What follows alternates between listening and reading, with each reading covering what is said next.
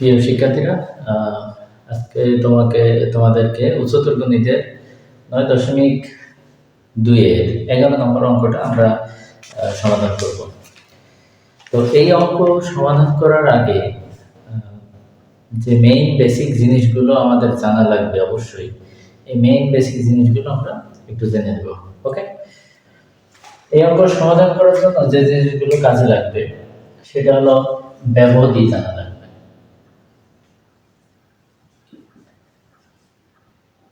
ব্যবধি, তো ব্যবধি চার প্রকারের। একটা হলো খোলা ব্যবধি,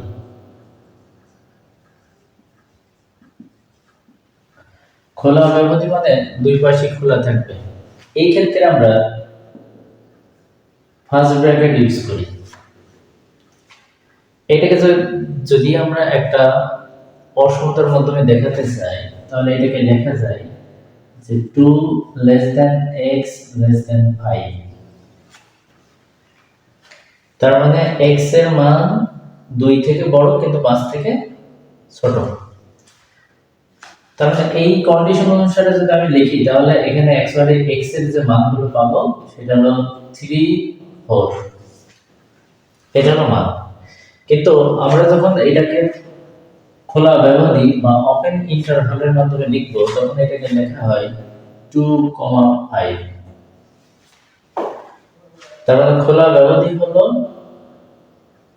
এই ব্যবধির 2 আর 5, এই দুই সংখ্যা বাদ দিয়ে ভিতরের সকল সংখ্যাই হলো এই খোলা ব্যবধির অন্তর্ভুক্ত থাকবে। তার মানে যেমন হলো 2 আর 3 এর মাঝের সংখ্যা হলো 3 আর 5, 3 আর 4। ওকে, 2 নম্বর ব্যবধি হলো বদ্ধ ব্যবধি। তো বদ্ধ ব্যবধিতে আমরা থার্ড ব্র্যাকেট ইউজ করি। তো এই ক্ষেত্রে আমাদের যে অসমতাটা আসবে এটাকে আমরা এভাবে লিখতে পারি যে 2 ≤ x ≤ 5। এই কন্ডিশন অনুসারে বোঝায় যে x এর মান 2 এর থেকে বড় অথবা সমান, x এর মান 5 থেকে ছোট অথবা সমান। তার মানে এখানে বোঝাচ্ছে এখানে x এর মান অ্যাকচুয়ালি 2, 3, 4, 5, এই 2 থেকে 5 পর্যন্ত প্রত্যেকটা উপাদানে হলো এর x এর ভ্যালু। সুতরাং আমরা এইখানে লিখি 2,5। 2,5 মানে হলো যখন আমরা থার্ড ব্র্যাকেট ইউজ করি তার মানে হলো 2 থেকে শুরু করে 5 পর্যন্ত সকল সংখ্যা এর ভিতরে আছে। ওকে, 3 নম্বর ব্যবধিটা আমাদের জানা লাগবে, সেটা হলো খোলা বদ্ধ ব্যবধি।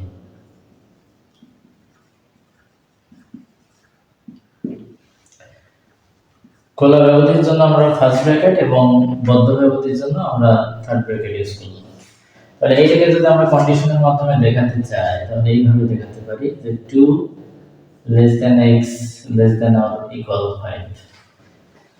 তো যেহেতু খোলা তার মানে আমরা এখান থেকে লিখতে পারি 2,5। তার মানে এখানে x এর মান 2 এর থেকে বড়, তার মানে 3, 4, 5 এই উপাদানগুলো এর ভিতরে আছে। তার মানে 2 বাদ দিয়ে 2 এর থেকে 5 এর ভিতরকার সংখ্যাগুলো এর ভিতরে আছে। 4 নম্বর হলো বদ্ধ খোলা ব্যবধি। বদ্ধ খোলা ব্যবধিতে আমরা থার্ড ব্র্যাকেট এবং ফার্স্ট ব্র্যাকেট ইউজ করি। এই ক্ষেত্রে কন্ডিশন যদি আসে তাহলে আমরা এইভাবে দেখাতে পারি যে 2 ≤ x ≤ 5। তার মানে x এর মান 2 এর থেকে বড় অথবা সমান অথবা 5 এর থেকে ছোট। তার মানে 2 থেকে সমান, 5 থেকে ছোট। তাহলে এই চার টাইপের ব্যবধি মেইনলি আমাদের প্রথম যে দুইটা ব্যবধি খোলা ব্যবধি এবং বদ্ধ ব্যবধি, এই দুইটা ব্যবধি আমাদের কাজে লাগবে। ওকে,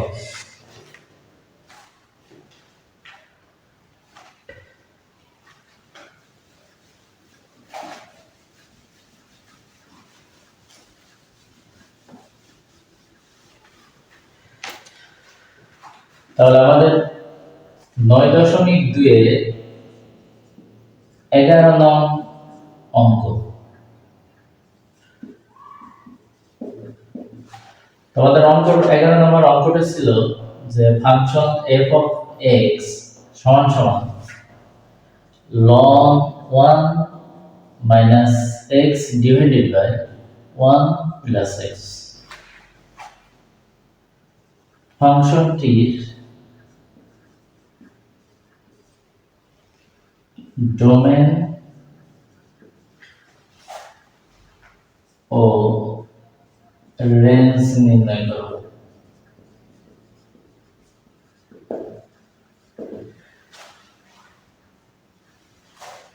তার মানে এই ফাংশনের ডোমেন এবং রেঞ্জ নির্ণয় করব। তো আমরা এই টাইপের ফাংশনের বিশেষ করে লন এবং লগের যদি কোনো ফাংশন থাকে, লগ এবং লন কোন ক্ষেত্রে সংজ্ঞায়িত হয় এইগুলো আমাদের জানা আছে। আমরা জানি এইটা হলো লগের বা লনের আর্গুমেন্ট। তো আমরা জানি লগ অথবা লনের যে আর্গুমেন্ট এটা সবসময় শূন্যের থেকে বড় হয়, মানে ধনাত্মক হলে লন সংজ্ঞায়িত হয়। সুতরাং আমরা ডোমেন নির্ণয় করব। ডোমেন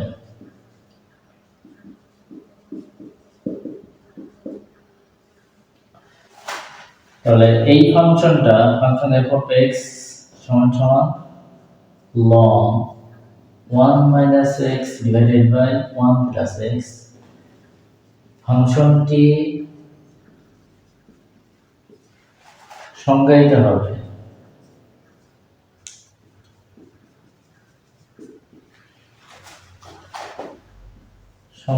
হবে যদি এই লনের যে argument 1 minus x divided by 1 plus x greater than 0 হয়। আমরা জানি যে লন অথবা লগের আর্গুমেন্ট সবসময় ধনাত্মক হয়। তো ধনাত্মক মানে হলো শূন্যের থেকে বড় যে সকল সংখ্যা তাই হলো ধনাত্মক। এখন এখানে আমরা খেয়াল করব আমার যে আর্গুমেন্টটা আছে এই আর্গুমেন্টটা কোন আকারে আছে। তো আমরা দেখতেছি আর্গুমেন্টটা একটা ভগ্নাংশ আকারে আছে। তো একটা ভগ্নাংশের লব এবং হর থাকে। তাহলে এই ক্ষেত্রে যেহেতু আমার আর্গুমেন্ট ধনাত্মক হবে বা শূন্যের থেকে বড় হবে, তাহলে এই ভগ্নাংশ কখন ধনাত্মক হয় এই জিনিসটা আমার কাজে লাগবে। তো আমরা একটা ভগ্নাংশ যদি ধরে নিই x ডিভাইডেড বাই y, তার মানে এই ভগ্নাংশটা যদি ধনাত্মক হতে হয়, ধনাত্মক বলতে শূন্যের থেকে বড়, তো ভগ্নাংশ একটি ভগ্নাংশ দুইটা সময়ে ধনাত্মক হয়। এক, যখন একটা ভগ্নাংশের লব এবং হর দুইটাই ধনাত্মক হয় তখন ভগ্নাংশটা ধনাত্মক হয়। যেমন আমি যদি লবের মান 4 ধরি এবং হরের মান লবের মান পজিটিভ 4 ডিভাইডেড বাই হরের মান যদি পজিটিভ 2 হয়, তাহলে কাটাকাটি করলে এটা আসে হলো পজিটিভ 2, যা শূন্যের থেকে বড়। পজিটিভলি শূন্যের থেকে বড়। আরেকটা টাইমে ভগ্নাংশ ধনাত্মক হয় যদি লব ঋণাত্মক হয়, হরও ঋণাত্মক হয়, তখন টোটাল ভগ্নাংশটা ধনাত্মক হয়। যদি -4 হয় লবের মান এবং হরের মান যদি -2 হয়, তাহলে মাইনাস মাইনাস কেটে গেল, তাহলে 2 দুগুণ 4, 2, তাহলে 2 হলো ধনাত্মক, 2 শূন্য থেকে বড়। সুতরাং এই দুইটা কন্ডিশনের ক্ষেত্রে একটা ভগ্নাংশ ধনাত্মক হয়। লবের মান এবং হরের মান যখন দুইটাই ধনাত্মক এবং লবের মান এবং হরের মান যখন দুইটাই ঋণাত্মক, এই দুই সময়ে ভগ্নাংশ ধনাত্মক হয়। তো আমার এখানে যেহেতু যে আর্গুমেন্টটা আছে এটা ভগ্নাংশ আকারে আছে, সুতরাং আমরা এই কন্ডিশন অ্যাপ্লাই করব, দুইটা কন্ডিশন অ্যাপ্লাই করব। যখন লব এবং হর দুইটাই ধনাত্মক হবে এবং লব এবং হর দুইটাই ঋণাত্মক হবে, তখন এই আর্গুমেন্টটা ধনাত্মক হবে।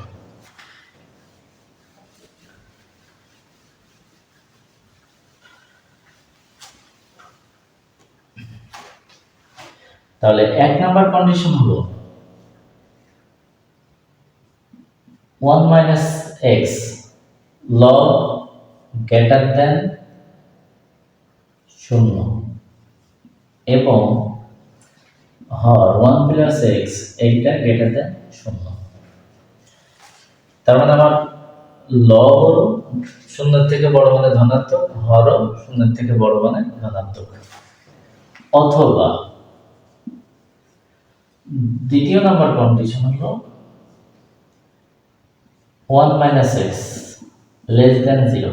তার মানে আমার লব 0 থেকে ছোট, তো 0 থেকে যারা ছোট হয়, তো 0 থেকে ছোট সকল সংখ্যা হলো ঋণাত্মক এবং 1 প্লাস এক্স এটা লেস দেন 0। তার মানে এইখানে যে সংখ্যাটা আছে লেস দেন 0, 0 থেকেও ছোট মানে এটা ঋণাত্মক। এখন এই দুইটা কন্ডিশনের আন্ডারে আমার এই আর্গুমেন্টটা ধনাত্মক হবে। এই দুইটা কন্ডিশন নিয়ে আমরা এখন কাজ করব। ওকে, তাহলে প্রথম কন্ডিশনের ক্ষেত্রে যদি আমরা আসি, এক নম্বর কন্ডিশনের ক্ষেত্রে, তাহলে এক নম্বর কন্ডিশনে প্রথমেই ছিল 1 মাইনাস এক্স গ্রেটার দেন 0 এবং 1 প্লাস এক্স গ্রেটার দেন 0। আমরা এখান থেকে যেহেতু এটা অসমতা চিহ্ন, অসমতার নিয়ম অনুসারে আমরা এখানে ক্যালকুলেশন করব। 1টাকে আমরা ডান সাইডে বার করে দিই, তাহলে বাম সাইডে থাকে minus x greater than minus 1। তো উভয় পক্ষে মাইনাস সাইন থাকার কারণে আমরা এটাকে মাইনাস 1 দিয়ে গুণ করলে ধনাত্মক হয়ে যাবে x এর মান। সুতরাং আমরা মাইনাস 1 দিয়ে যদি গুণ করে দিই তাহলে x লেস দেন 1। অসমতার ক্ষেত্রে যদি মাইনাস 1 দিয়ে গুণ করা হয় তাহলে আমরা জানি যে অসমতার যে চিহ্ন আছে এই অসমতার চিহ্ন পরিবর্তন হয়ে যাবে এবং x 1টাকে আমি জাস্ট যদি পার করে দিই ডান সাইডে তাহলে -1। তাহলে এখন x এর আমি এখানে দুইটা ভ্যালু পেলাম, একটা x এর মান 1 থেকে ছোট আর x এর মান -1 থেকে বড়। এইটাকে যদি আমরা সুন্দর করে বুঝতে চাই তাহলে সংখ্যা রেখার মাধ্যমে আমরা এটাকে দেখতে পারি। 0 ডান সাইডে পজিটিভ 1, বাম সাইডে নেগেটিভ 1। তীর চিহ্ন দ্বারা বোঝানো হয় যে এইদিকে আরো চলতেছে, তো এইদিকে হলো নেগেটিভ ইনফিনিটি, এটা হলো পজিটিভ ইনফিনিটি। কারণ সংখ্যা রেখায় আমরা জানি যে এইদিকে অসীম পর্যন্ত নেগেটিভ অসীম পর্যন্ত আছে, এদিকে ধনাত্মক বা পজিটিভ অসীম পর্যন্ত সংখ্যা আছে। তাহলে এই কন্ডিশনের ক্ষেত্রে যদি আমরা দেখি x লেস দেন 1, তার মানে x এর মান 1 এর চেয়ে ছোট।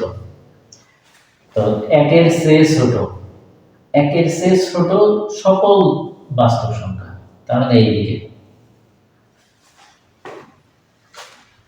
এই কন্ডিশনের ক্ষেত্রে যদি আমরা দেখি তাহলে x গ্রেটার দেন -1, তার মানে -1 এর থেকে বড় সকল সংখ্যা, -1 এর থেকে বড়, -1 এর চেয়ে বড় সকল সংখ্যা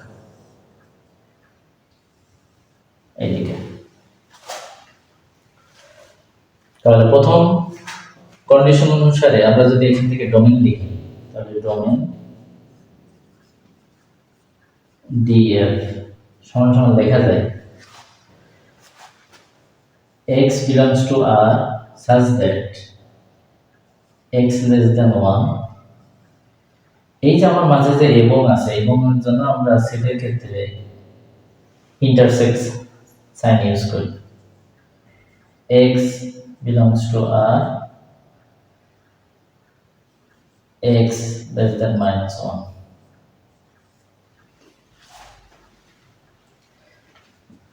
তাহলে x এর মান 1 এর থেকে ছোট, 1 এর থেকে ছোট সকল সংখ্যা। তো সবচেয়ে ছোট সংখ্যা এদিকে আসবে যদি আমরা ওপেন ইন্টারভাল ইউজ করি বা বলাবেও দিই -ইনফিনিটি থেকে 1 ইন্টারসেক্ট, এই ক্ষেত্রে আসবে -1 থেকে বড় সকল সংখ্যা, তার মানে -1 এখানে সব থেকে ছোট সংখ্যা, সবচেয়ে বড় সংখ্যা হলো পজিটিভ ইনফিনিটি। তার মানে এখানে আসে, দেখো এই দুইটা সেটের ভিতরে সব কমন কি আছে? কমন আছে হলো এই যে কমন এই অঞ্চলটুকু হলো কমন অঞ্চল। তার মানে -1 থেকে 1, আমরা যদি খোলা ব্যবধি ইউজ করি তাহলে -1 থেকে 1। তো খোলা ব্যবধি ব্যবহার করার মানে হলো -1 আর 1 বাদ দিয়ে মাঝের সকল সংখ্যা, -1 এবং 1 বাদ দিয়ে এই মাঝের সকল সংখ্যাগুলো এই কন্ডিশনের ক্ষেত্রে ডোমেন হবে।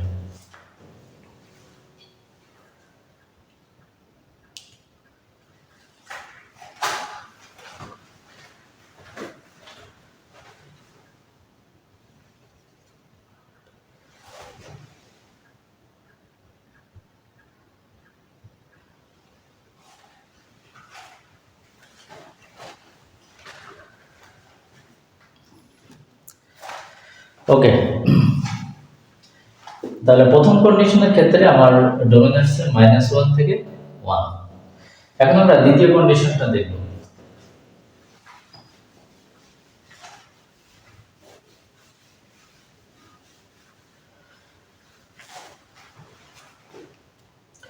আবার দ্বিতীয় কন্ডিশন ছিল এটা, তাহলে 2 নম্বর কন্ডিশনটা হলো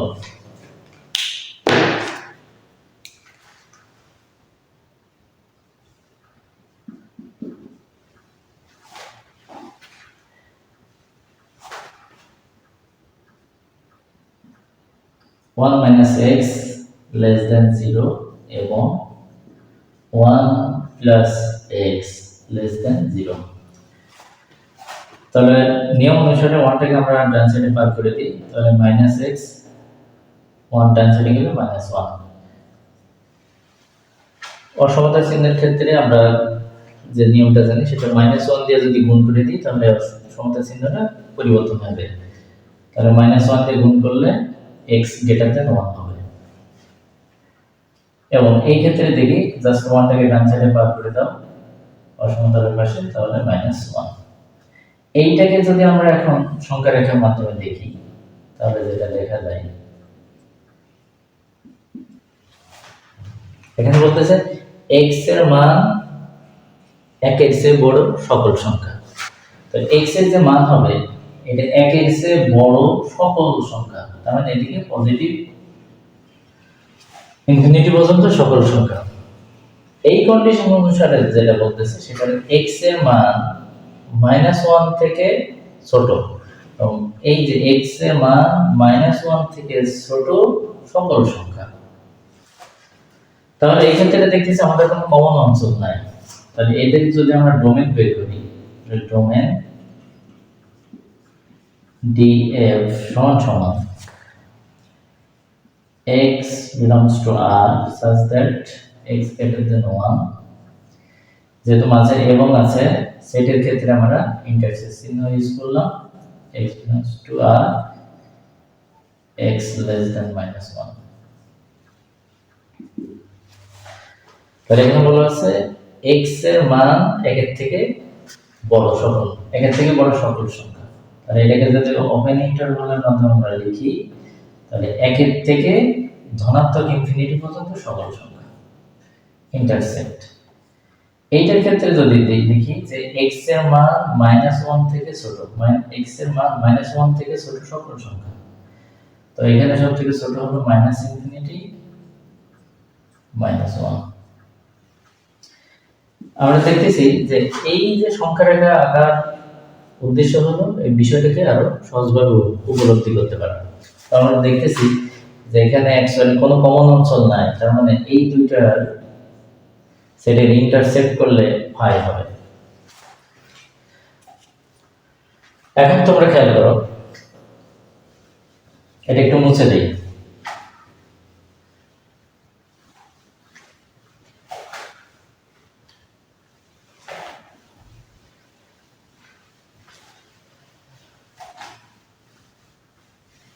এখন খেয়াল করো, আমি যখন প্রথম কন্ডিশন লিখেছিলাম, কন্ডিশন প্রথম কন্ডিশনের ক্ষেত্রে আমরা ডোমেন পেয়েছিলাম একটা, দ্বিতীয় কন্ডিশনের ক্ষেত্রে এই ডোমেনটা পেয়েছি।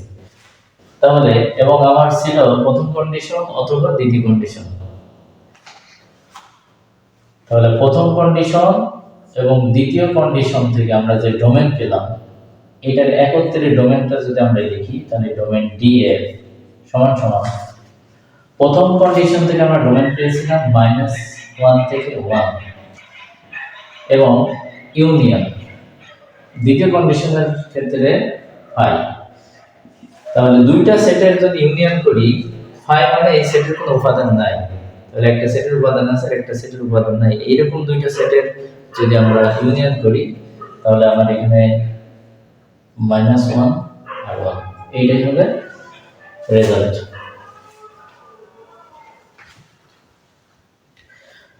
তাহলে এই ক্ষেত্রে আমরা দেখলাম যে আমার কন্ডিশন অনুসারে যে এই ফাংশনের ডোমেন হবে -1 থেকে 1।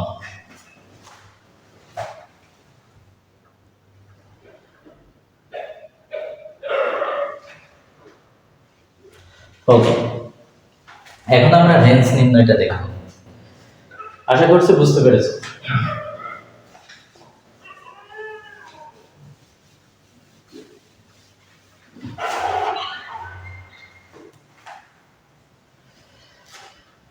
এখন রেঞ্জ নির্ণয় শিখি।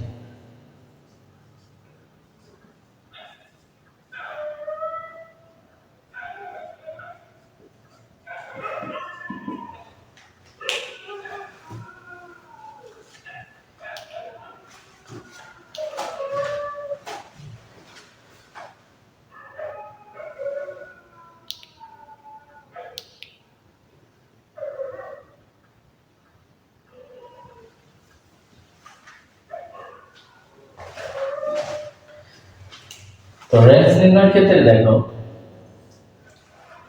আমরা শিখেছিলাম যে একটা ফাংশনের রেঞ্জ নির্ণয় করতে হলে এই ফাংশনের বিপরীত ফাংশন বের করতে হয়। তো আমাদের যে ফাংশনটা দেওয়া আছে এই ফাংশনের বিপরীত ফাংশন বের করব। তাহলে এটা মূল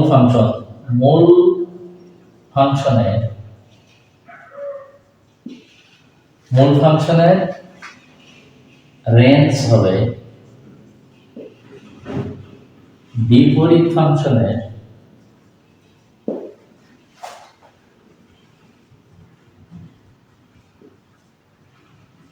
ডোমেন। তাহলে একটা ফাংশনের রেঞ্জ বের করতে হলে আমরা কি করব, এই ফাংশনের বিপরীত ফাংশনে যাব। তো বিপরীত ফাংশনের যেটা ডোমেন হবে সেটাই হবে মূল ফাংশনের রেঞ্জ। সেক্ষেত্রে আমরা প্রথমে ধরে নিব যে যেহেতু এখানে আমার দুইটা চলকে x আছে, তো একটা চলক y লাগবে আর একটা চলক x। এইজন্য আমরা ধরি y সমান সমান f of x সমান সমান ln 1 minus x 1 plus x। তাহলে আমরা এখান থেকে লিখতে পারি যে y সমান ln 1 minus x divided by 1 plus x।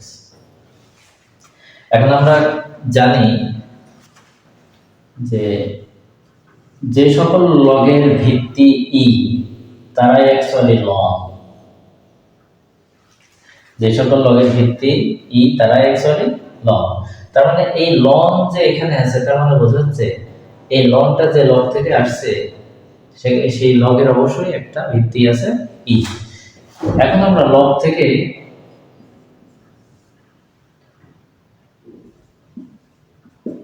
এই লগের যদি মান n হয় তাহলে লগ থেকে আমরা সূচকে আসার পদ্ধতিটা একটু দেখব। আমরা জানি লগের যে ভিত্তি সেটা সূচকেরও ভিত্তি হয়। লগের যে ভিত্তি e এটা সূচকেরও ভিত্তি। লগের যে মান এইটা সূচকের পাওয়ার হয় এবং লগের যে আর্গুমেন্ট এটা হবে সূচকের মান। ওকে, এই নিয়ম ফলো করে আমরা এখন এইটাকে সূচকের মাধ্যমে নিয়ে যাব। তাহলে আমরা বুঝতেছি যে লন মানে হলো এখানে যে লনটা যেটা যে লব থেকে আসছে তার একটা ভিত্তি ই আছে।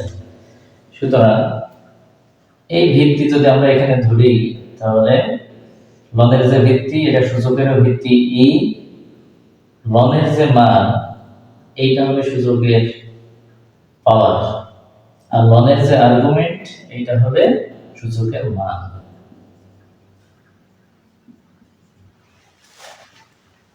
ওকে,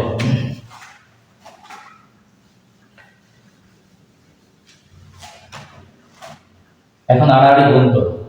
আড়াআড়ি গুণ করলে যদি e to the power y plus e to the power y into x,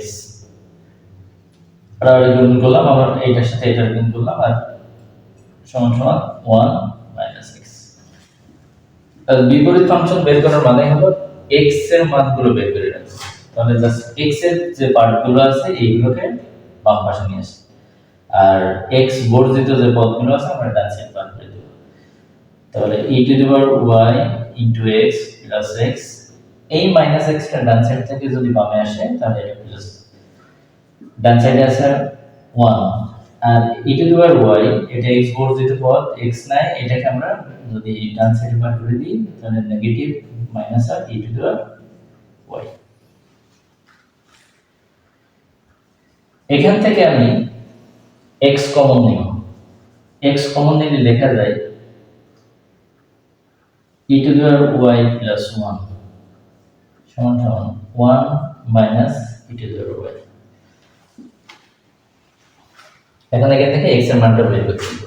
তাহলে এখান থেকে লেখা যায় x সমান সমান ডান সাইডে আছে 1 minus e to the power y, আর এটাকে যদি আমি ডান সাইডে পার করে দিই এখানে x এর সাথে গুণ আকারে আছে, ডান সাইডে গেলে ভাগ হয়ে যাবে, এবং সাজিয়ে লিখলাম, 1 টাকে আগে লিখব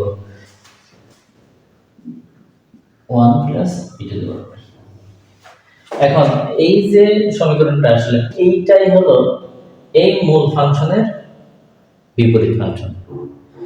আর এই ফাংশনটা ছিল x এর মানগুলো ডান সাইডে ছিল আর y টা ছিল বাম সাইডে। দেখো আমাদের এখন যে রেজাল্ট আসছে x এর মান বাম সাইডে আর y এর মানগুলো ডান সাইডে। তার মানে একটা ফাংশনকে বিপরীত ফাংশন করতে হলে x এর মানগুলোকে y তে রূপান্তরিত করতে হয় আর y এর মানগুলোকে x এর মাধ্যমে দেখাতে হয়। তাহলে মূল ফাংশনের বিপরীত ফাংশন আমার চলে আসছে। এখন এই যে খেয়াল করো y এক্সপোনেনশিয়াল ফাংশন, এখন এই ফাংশনে y এর যত বাস্তব মান আছে, মানে যত বাস্তব সংখ্যা আছে, যদি বাস্তব সংখ্যার সকল সংখ্যায় এখানে আমি বসাই তাহলে প্রত্যেকটা সংখ্যার জন্য x এর একটা করে ভ্যালু পাওয়া যাবে। অর্থাৎ বাস্তব সংখ্যার সকল মানে যদি বসাই তাহলে এর জন্য একটা করে x এর মান পাওয়া যাবে। সুতরাং বাস্তব সংখ্যার সকল সংখ্যার জন্য এই ফাংশনটা সংজ্ঞায়িত হবে। সুতরাং আমরা এখান থেকে বলতে পারি যে x belongs to r হবে যদি y belongs to r হয়। সুতরাং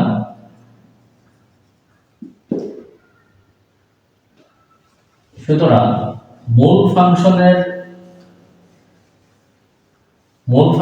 যেটা রেঞ্জ, মূল ফাংশনের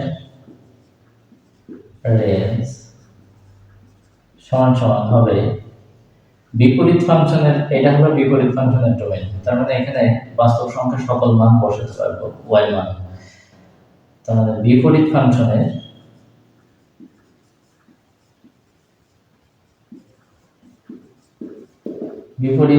ফাংশনের ডোমেইন যেটা আসবে হলো r। তার মানে বাস্তব সংখ্যার সকল মানে যদি বসাই তাহলে ফাংশনটা সংজ্ঞায়িত হয়। এইটাই হলো আমার মূল ফাংশনের রেঞ্জ। আশা করি সবাই বুঝতে পেরেছো। ধন্যবাদ। পরবর্তীতে কোনো একটা ক্লাস আবার দেখা হবে। সে পর্যন্ত আল্লাহ হাফেজ, সবাই ভালো থাকুন।